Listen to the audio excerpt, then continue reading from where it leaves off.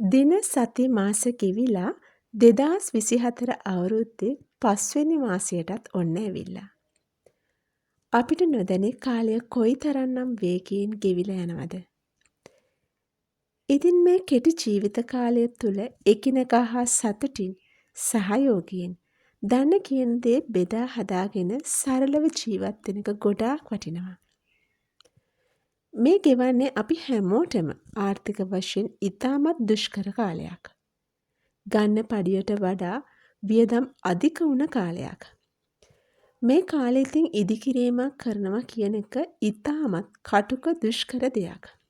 අඩු වියදමකින් පහසුවෙන් ඉදිකිරීමක් කරගන්න පුළුවන් නම් ඒක ගොඩක් වටිනවා.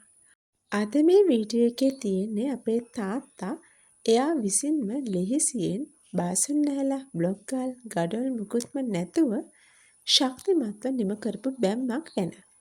මේ විදිහට ඉතින් අපිට තාප්පයක් උනත් බැඳ ගන්න පුළුවන්. හරිම ලේසි වගේම වියදමත් ගොඩක් අඩුයි. එන්නක ඉතින් කට්ටියම මේ පැත්තට. අපි බලමු කොහොමද පියවරෙන් පියවර මේ තාප්පය ගොඩනගන්න කියලා. මුලින්ම මේ විදිහට ලී අච්චුවක් හදාගන්නවා. ඒක Tamanට අවශ්‍ය දිග පළලෙන් යුතුව හදාගන්න පුළුවන්. අපි ගත්තේ අඩියක් පළල අඩි 3ක් දිගට. වැඩියම දිගට හදාගන්නත් එපා. මොකද මේකට අපි කම්බි යොදාගන්නේ නැති නිසා කැඩෙන්න පුළුවන්. ඊට පස්සේ සමතලා බිමකට මේ විදිහට පත්තර පිටු වෙලා ගන්න ඕනේ. අපි නම් යොදාගත්තේ අපේ ගෙදර පේමන්ට් එක. පත්තර පිටු වෙලා ගන්නේ කොන්ක්‍රීට් දැම්මට පස්සේ ඉවත් කර ගැනීමේ පහසුව සඳහා. පසුව මේ විදිහට සිමෙන්ති, වැලි, චිප් ගල් එකිනෙක මිශ්‍ර කරලා සාදාගත් කොන්ක්‍රීට් මිශ්‍රණය පත්තර පිටු යටින් එළපු අච්චුව උඩින් අපි දාගන්නවා. මෙහිදී අපි මුලින්ම කරේ Tamanට අවශ්‍ය ගැඹුරකින් යුතුව කාණුවක් කපා ගත්තා. ඒ කාණුවේ තැනින් තැන කොන්ක්‍රීට් කණු වලලගෙන ඒ කොන්ක්‍රීට් කණු අතර තමා තාප්පය හෝ බැම්ම ගොඩනැගෙන්නේ. ඊට කලින් කාණුව හොඳින් තලාගෙන කළුගල් අතුරලා ගැට්ට බැඳ ගන්න ඕනේ. ගැට්ට මත තමා මේ අපේ බැම්ම හෝ තාප්පය ඉදි වෙන්නේ. මේ තියෙන්නේ ඒ විදිහට සකසාගත්ත කොන්ක්‍රීට් පටි. මං හිතන්නේ මේවට කොන්ක්‍රීට් පටි කිව්වොත් නිවැරදියි. දැන් මේ කොන්ක්‍රීට් පටි ගැට්ටට සවි කරගන්න කලින් ගැට්ටත් කොන්ක්‍රීට් පටියත් අතර මේ විදිහට ටයිල් කැට කෑලි හිර කරලා පොඩි හිඩසක් හදාගත්තා. ඒ මොකටද දන්නවද? එතකොට තමා සිමෙන්ති බදාම මේ අතරතුරට ඇවිල්ලා ගැට්ට හා කොන්ක්‍රීට් පටි හොඳින් එකිනෙක සවි කරන්නේ.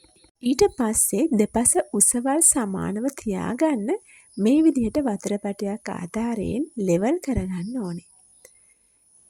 ඊට පස්සේ මේ විදිහට ආධාරක මගින් රඳවගෙන ලඹ කෙටයක් ආධාරයෙන් ඇද නැතුව බැඳ ගන්නත් ඕනේ. දැන් මේක හරියට කාණුවක් වගේ. දැන් මේ කාණුවට අඟල් 1.5ක් විතර කොන්ක්‍රීට් තට්ටුවක් දාගන්න ඕනේ. ඊට පස්සේ තමා හොඳම හරිය. මං කිව්වනේ අඩු වියදමකින් කරගන්න පුළුවන් තාප්පයක් කියලා.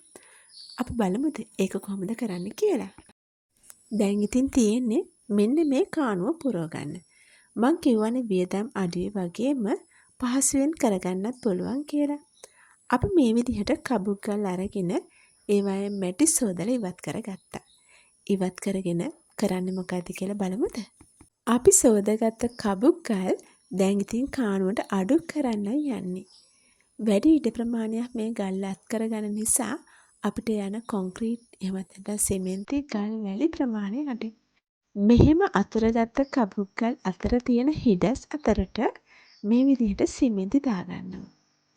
ඕන් එහෙනම් ඒකත් බලන්නකෝ.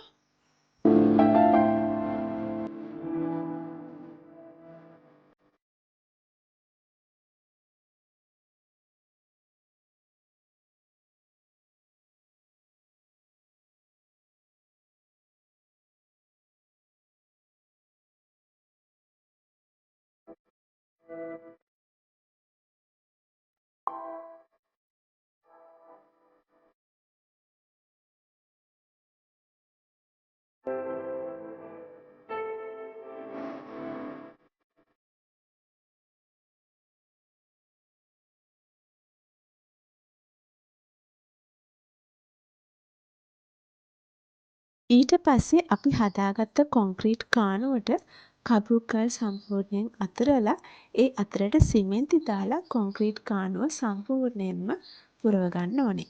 ඊට පස්සේ අඟල් 1.5ක් පමණ ඝනකමට කොන්ක්‍රීට් තට්ටුවක් අතුර ගන්න ඕනේ.